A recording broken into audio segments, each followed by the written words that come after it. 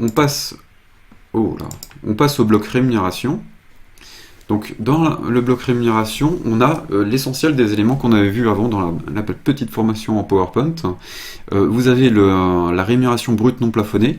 Donc comme on disait, rémunération brute non plafonnée, ben, ça va surtout être la rubrique 2100 qui est utilisée.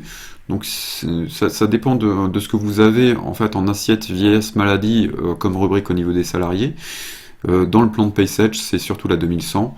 La 2711, je crois, de mémoire pour les apprentis. Donc voilà, après à voir, vous retrouvez en fait ces notions dans le plan de PaySage pour plus de détails.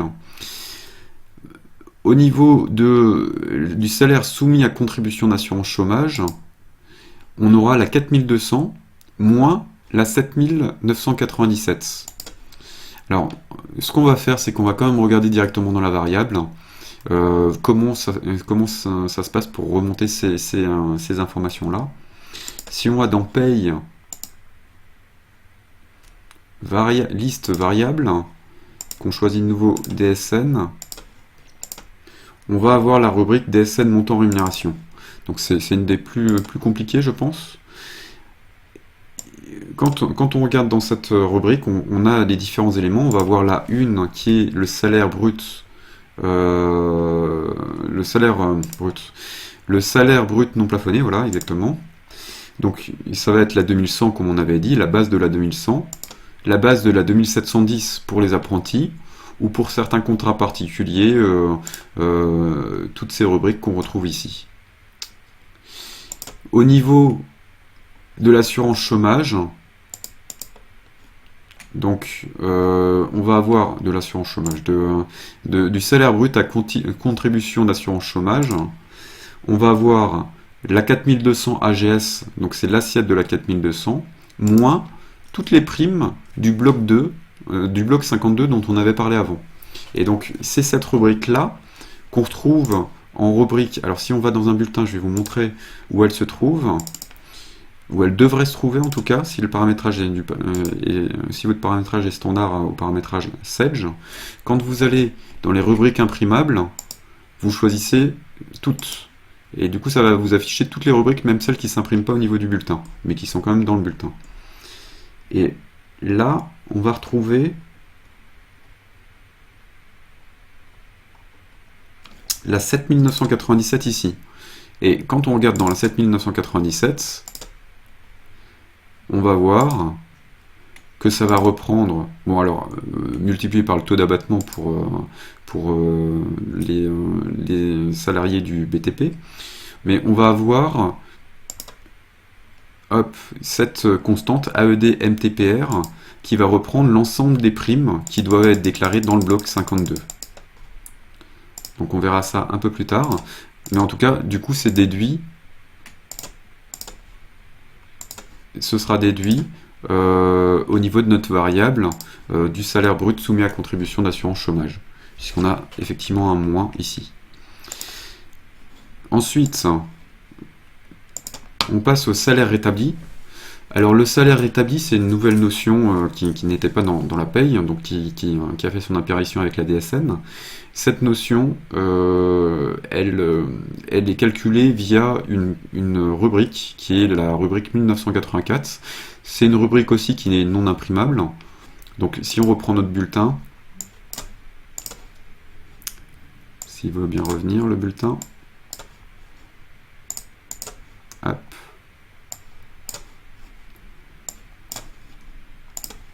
Alors, on reprend notre bulletin,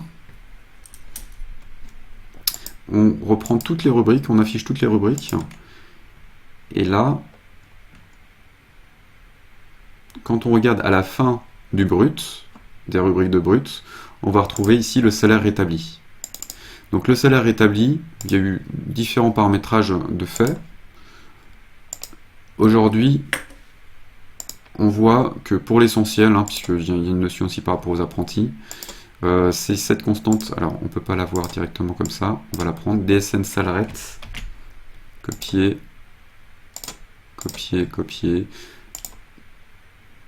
constante. Donc ça va être cette constante là, on va simplement rajouter, comme avant, toutes les rubriques qui concernent le salaire rétabli. Donc on va rajouter les rubriques de salaire, les rubriques d'heures supplémentaires, les absences non rémunérées parce que c'est des absences à déduire du salaire rétabli, les primes d'ancienneté, pénibilité, toutes ces primes, et on ne tient pas compte, comme on disait, de tout ce qui est arrêt de travail, parce que ça, enfin parce que le salaire rétabli, par définition, c'est le salaire qu'il aurait dû avoir s'il n'avait pas été absent, s'il n'avait pas été en arrêt de travail.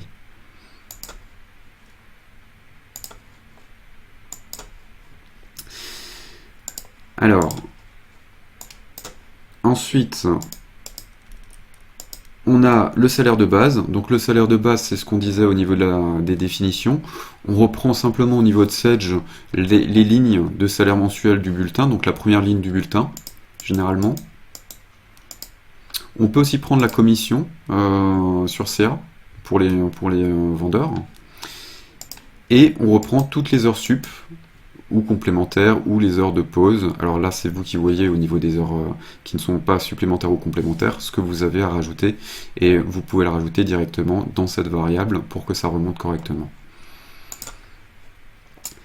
Donc, une petite chose aussi d'ailleurs au niveau des heures supplémentaires. Hop. Liste variable.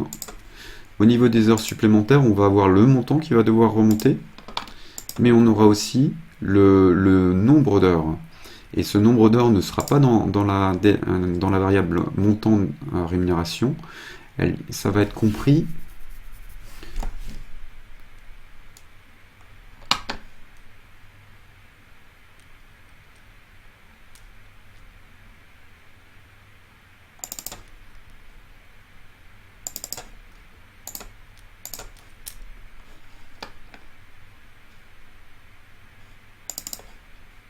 ici.